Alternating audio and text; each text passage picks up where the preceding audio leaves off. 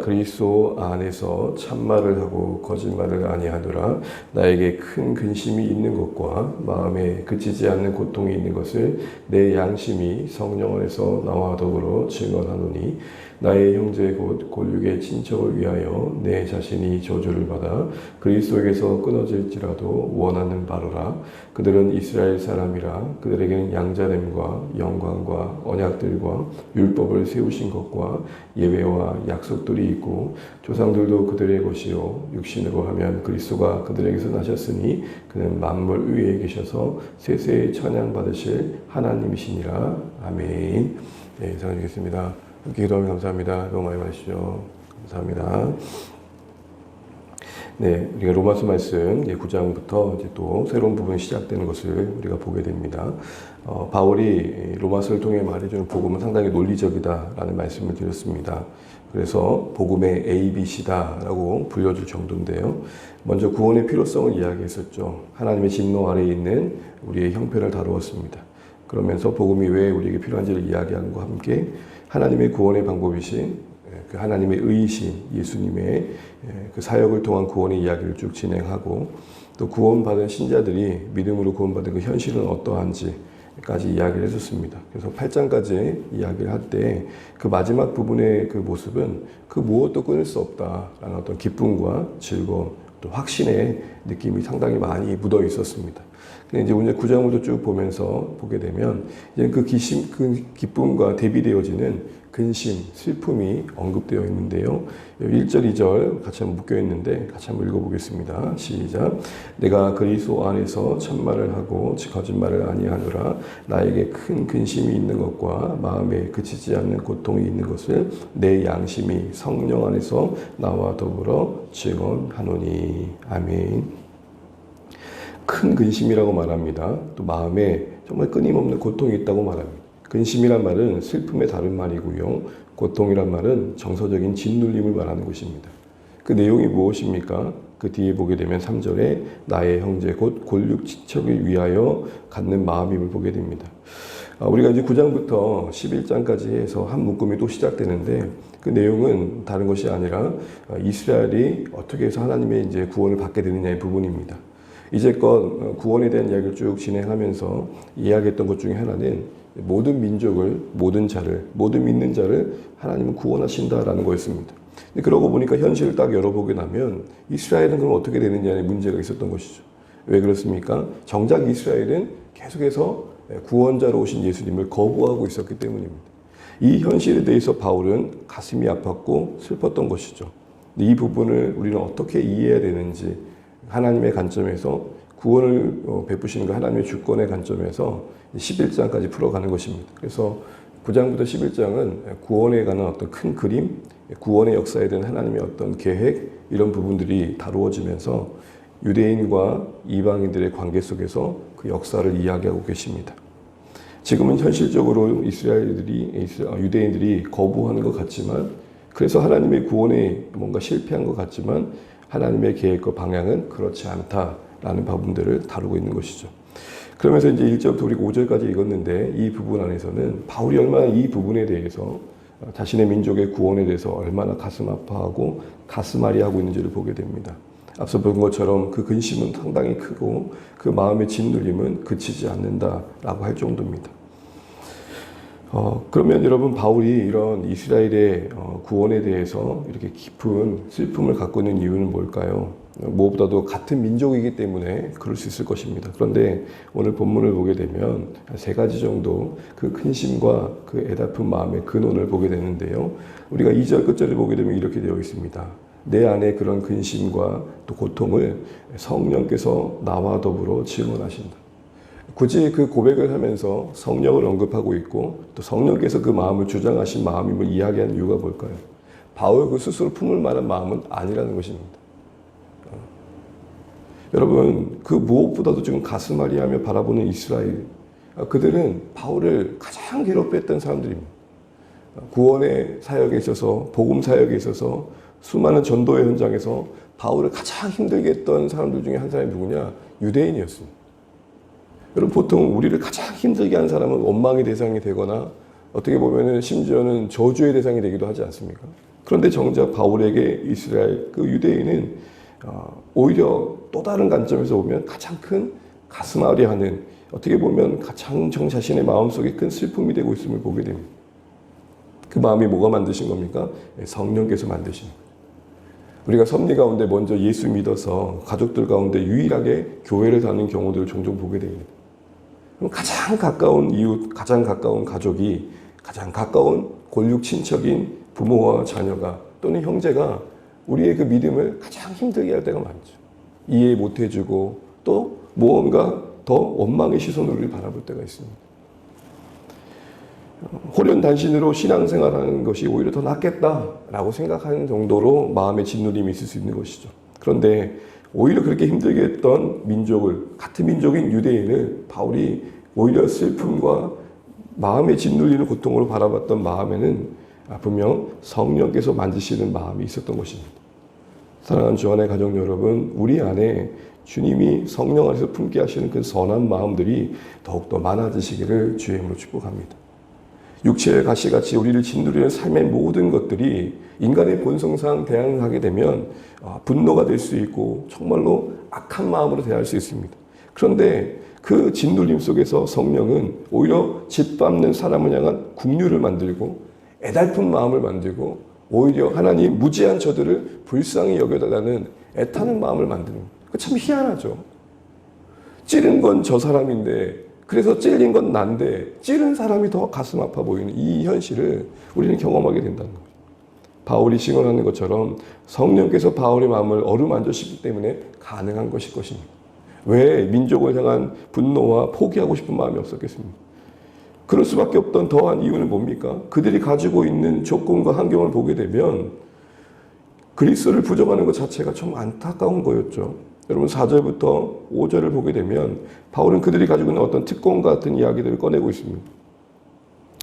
4절 보십시오. 그들은 이스라엘 사람이라 그들에게는 양자됨. 양자란 뭡니까? 하나님께 친히 자녀 삼으신 민족이라는 겁니다.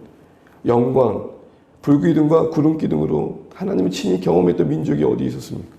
언약, 아브라함과 이삭과 야곱과 늘 그들에게 약속으로 찾아와 주시지 않았습니까?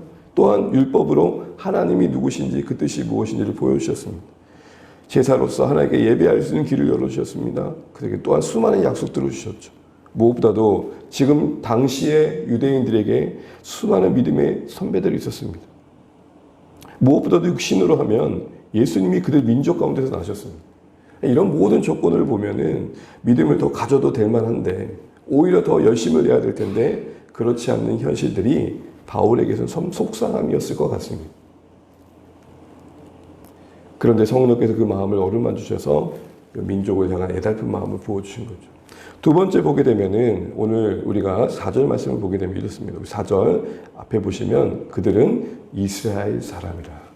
여러분 우리가 기억을 좀 더듬어 보시면 로마서 3장에서 유대인의 나음은 무엇이뇨? 라고 하면서 개변을 펼치는 유대 민족에게 복음을 설명하는 가정 속에 바울의 그런 이야기를 시작했던 것을 기억할 것입니다. 바울 너 당신의 말대로라면 오직 믿음으로만 의롭게 된다면 도대체 우리가 가지고 있는 이게 다 무슨 소용이 있냐? 우리가 율법을 갖고 있고 우리가 이런 특권을 갖고 있는 게 무슨 의미가 있어? 그러고 따지면 하나님이 실패한 거 아니야? 모든 것을 하나님께 탓하는 그들에게 바울이 이야기했던 부분이었죠. 그때 유대인들의 나음이 뭐냐고 말했던 바울입니다. 그런데 유독 이스라엘의 구원을, 그 유대 민족의 구원을 간절히 바라는 그 자리에서 4절에 그들은 유대인이라 하지 않고 있고 뭐라고 하고 있습니까? 이스라엘 사람이라. 여러분 이스라엘이라는 이름이 어디서 주어졌습니까? 야곱의 인생 가운데서 그의 인생이 꺾여 이제 약복강가에서 고향으로 돌아온 가정 속에 앞으로 닥칠 형 에서의 공포와 모든 불안 속에 뭔가 인생이 어떻게 보면 어두운 가운데 있을 때에 천사를 통해 나타나셔서 씨름하는 가운데 하나님께서 그에게 부여해 주신 이름 아닙니까? 이제는 네가 이스라엘이라. 이스라엘의 의미는 뭡니까? 하나님께서 이기게 하신 민족이라는 것이죠. 이제는 하나님의 이기심으로 승리할 민족이라는 의미였습니다. 야곱, 사기와 속임과 인간의 방법으로 뭔가 것을 얻었던 야곱의 인생이 이스라엘을 바뀐 거였죠. 이제는 그것이 12 아들과 함께 이스라엘의 민족의 근원이 되었던 것입니다. 다시 말하면 이스라엘 이 이름은 하나님이 부여하신 이름입니다. 이 이스라엘이라는 이름은 하나님의 언약이 담긴 이름입니다. 하나님의 계획과 주권이 담긴 이름입니다. 유대 민족을 이스라엘로 부르고 있는 이 바울의 마음속에서는 무엇이 있겠습니까? 하나님이 이스라엘 민족, 유대 민족을 향해 갖고 계시는 어떤 계획과 주권을 바라봤던 것입니다. 지금은 그리스도를 거부하고 있는 자리에 있지만, 지금은 예수님을 믿지 않는 자리에 있지만, 이스라엘로 삼으신 하나님의 계획과 그들 민족 가운데 주권을 베푸신 그 일하심들이 반드시 열매 맺을 것들을 바라보는 것입니다. 그러니까 유대 민족으로만 바라본 게 아니라 하나님의 주권의 관점에서 그들을 야곱을 이스라엘로 바꾸셨던 것처럼 언젠가 바꾸실 것이다. 그 주권에 대한 신뢰의 고백이 이스라엘이라고 바라봤던 것입니다. 아직 주께로 돌아오지 않는 사랑하는 가족들과 자녀들을 바라볼 때 오늘 유대 민족으로만 보지 않고 내 혈육, 내 친척으로만 보지 않고 언약의 관점에서 하나님의 주권의 관점에서 그를 바라봤던 바울의 고백처럼 곧 주님께서 돌아오게 할 사람, 곧 주님께서 부르신 인생, 곧 하나님의 자녀로 삼으실 나의 자녀, 나의 가족, 나의 남편, 이렇게 바라볼 수 있는 시선이 우리에게 있는지를 돌아보게 되는 것입니다. 마지막으로 바울의 그 마음속에 격한 근심과 고통의 근원은 뭐였습니까? 우리 5절 말씀 읽고 한번 찾아보고 말씀을 맺도록 하겠습니다. 5절입니다. 조상들도 그들의 것이요 육신으로 하면 그리스도가 그들에게서 나셨으니 그는 만물 위에 계셔서 세세의 찬양을 받으실 하나님이시니라. 아멘. 지금 예수님께서 메시아이신 구원자이신 그리스도께서 유대 민족 가운데서 나셨다는 이야기를 하고 난 다음에 단순히 서술로 끝나지 않고 예수님의 이야기가 나오자마자 예수님은 모든 만물 위에 영광 받으실, 모든 세대 가운데서 영광 받으실 하나님이시다 고백하고 아멘이랑 화답합니다. 여러분, 예수님의 이야기를 꺼낼 때마다 바울의 심장은 벌렁벌렁 거리는 것을 간혹 보게 됩니다. 서신서마다 예수님에 대한 이야기를 하면서 자신이 먼저 은혜를 받아가지고 격한 마음에 하나님을, 그 예수님을 향해 영광을 돌리는 글들을 남겨가는 것들을 보게 됩니다. 우리는 여기서 뭘 봅니까? 유대 민족이 이스라엘을 바라보는 것과 더불어서 그들이 주께로 돌아오기를 간절히 바랬던 마음, 그 중심에는 그리스도의 영광을 본 자로서의 흔적이 있었던 것입니다. 여러분, 예수님을 제대로 만나게 되면, 예수님의 영광의 얼굴에서 하나님을 보게 되면 우리는 세상을 보는 관점이 달라집니다. 세상 그 무엇도, 그 어떤 것도 우리에게 빛이 될 수 없는 것이죠. 바울이 고린도후서에서 그렇게 말하지 않습니까? 신자들은 그리스도의 얼굴 가운데서 하나님의 영광을 본 자들이다. 어둠 가운데 빛이라 말씀하셨던 하나님의 은혜 안에서, 그 계시의 빛 아래서 그냥 단순히 이 땅에 있었던 그냥 기독교의 창시자, 단순히 위대한 한 사람 중에 한 사람으로 바라볼 수 있었던 그 예수가, 그냥 단순히 사람으로 바라볼 수 있는 한 인간이었을 수 있던 예수가 예수님이 되는 것이죠. 영광의 하나님이 바라봐주시는 거죠. 그렇게 예수님을, 영광의 하나님을 경험한 신자들은 이 땅에 예수님 밖에 있는 인생들을 향한 애타는 마음을 갖게 된다는 것입니다. 예수님을 향해 높여드리는 영광의 이 찬양 속에 바울 그 중심에 가득한 예수님의 영광을 본 자로서의 신자의 마음을 보게 되는 것이죠. 그리고 그 마음이 민족을 향한 애달픈 마음을 갖게 했던 것입니다. 사랑하는 주안의 가족 여러분, 오늘 이 바울이 유대 민족을 향해 가졌던 어떻게 보면 뜨거운 그 결정적인 마음, 근심의 마음, 정말 그들이 간절히 돌아오길 바라는 애타는 그 마음 중심에 무엇이 있었습니까? 무엇보다도 성령께서 그 마음을 어루만져 주심이 있었습니다. 또한 이스라엘이라고 고백하는 것처럼 하나님의 주권에 대한 이해가 있었습니다. 더하여서 신뢰와 함께 예수님의 영광을 본 자로서의 신자의 그 모습들이 있었음을 보게 됩니다. 그가 민족으로만 바라봤다면 품을 수 없었던 마음, 단순히 동족을 향한 그런 어떤 민족의 마음을 넘어서 하나님이 부여해 주신 마음, 또 하나님과 함께 품었던 마음들이 오늘 이스라엘 향한 이런 슬픔과 근심을 만들었던 것을 보게 됩니다. 저는 어제 이 두 가지 단어를 한번 생각해 봤었습니다. 익숙함과 무뎌짐. 우리는 어느 정도 시간이 흐르고 나면 낯섦이 익숙함이 됩니다. 십자가도 우리에게는 늘 익숙한 사건입니다. 익숙하다는 것은 그 장점이 편안하고 뭔가 부담 없이 바라볼 수 있는 부분이 있는 것이죠. 그러나 문제는 이 익숙함이 무뎌짐이 되는 것입니다. 어제 그 마음을 묵상하면서, 그 단어를 묵상하면서 영혼에 대한 저의 마음, 또 십자가에 대한 저의 생각들을 다시 한번 생각해 보게 됐습니다. 우리의 신앙은 신령한 지식과 함께 익숙해지셔야 됩니다. 낯선 것이 되면 안 됩니다. 하나님을 깊이 알아가셔야 됩니다. 그러나 그것이 무뎌짐이 되면 안 되는 것이죠. 가족을 향한, 친척들을 향한, 주께로 돌아갈 VIP들을 향한 마음이 우리에게 어느 정도 익숙해지다 보면 무뎌짐으로 갈 수 있는 것이죠. 벌써 우리가 와락을 4번째 하면서 느꼈던 마음이 그런 마음입니다. 처음 와락을 했을 때의 모습들과 이제 한 4번째 되니까 오겠노 하는 마음도 있고 모르겠다라는 마음도 있는 것 같고 다양한 생각도 우리 안에 자주잡을 수 있습니다. 여러분 오늘 말씀과 함께 더불어서 우리의 익숙함이 무뎌짐으로 가지 않았으면 좋겠습니다. 성령께서 우리 마음을 만져주시고 우리가 하나님의 주권을 다시 한번 바라보고 무엇보다도 우리 안에 정말로 그리스도의 영광이 임한 신자로서의 마음이 있어서 지금도 부르시는 하나님의 주권에 일하심에 동역해야겠다. 저 인생을 언제 부르실지 모르지만 이때가 그때가 아닌 줄 누가 알겠느냐 라는 마음으로 익숙함이 무뎌짐이 되지 않고 새로운 마음을 가지고 오히려 오늘 그 근심과 그치지 않은 고통의 마음과 함께 바울이 나눴던 마음처럼 우리가 주님을 향한 마음을 함께 영혼을 향한 마음들이 더 깊어지시고 또 실제적으로 그들을 정말 섬기고 사랑하는 마음들이 자라나셔서 오늘 바울이 이스라엘 향해 가졌던 그 근심과 함께 우리도 우리 옆에 붙여주신 유대민 같은 친척 가족들 주께로 돌아올 영혼들을 향한 마음들을 더 점검해 보시고 하나님의 마음으로 다시 한번 회복되기를 기도할 수 있는 오늘의 말씀 되시기를 주님의 이름으로 축복합니다. 기도하겠습니다. 하나님 오늘도 주신 말씀 안에서 함께하게 하시는 감사합니다. 하나님 동족 믿음의 민족을 향해 가졌던 바울의 애타는 마음, 근심의 그 중심에 성령께서 어루만져 주신 마음이 있었습니다.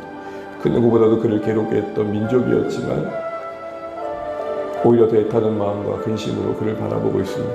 또한 이스라엘을 바라보는 표현처럼 하나님의 주권에 대한 이해가 있었습니다.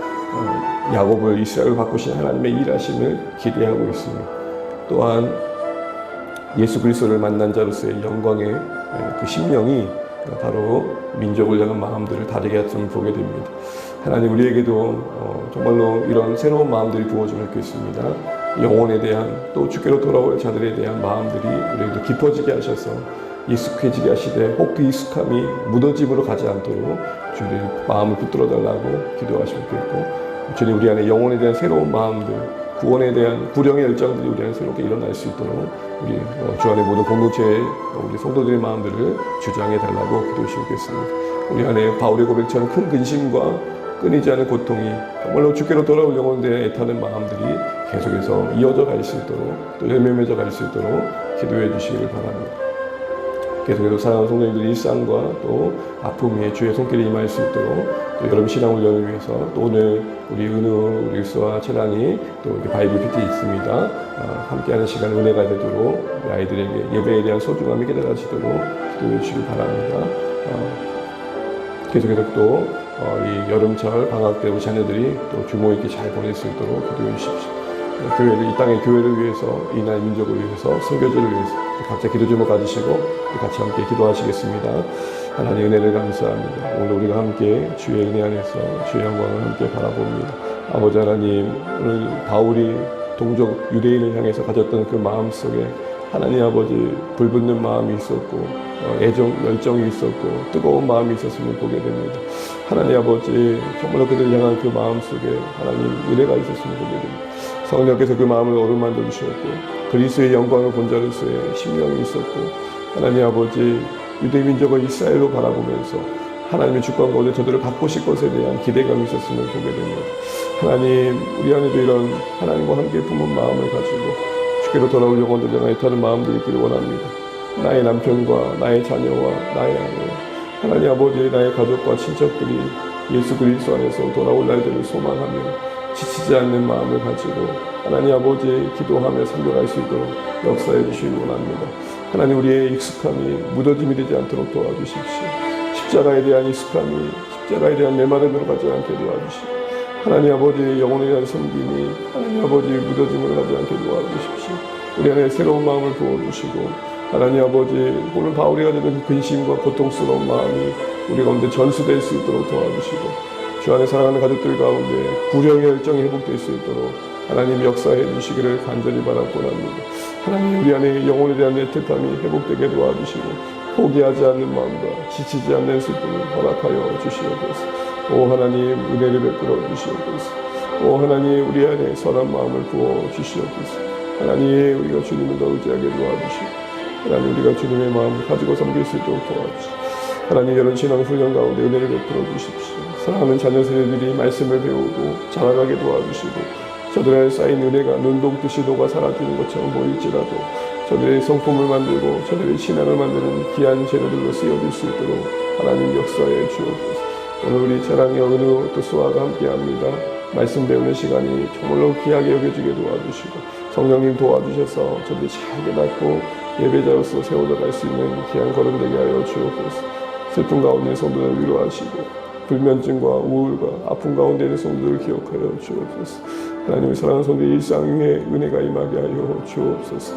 주님 우리를 불러 구원하신 하나님의 은혜가 우리 가운데 하나님 누군가의 사랑으로 이어져 갈 수 있도록 역사해 주옵소서.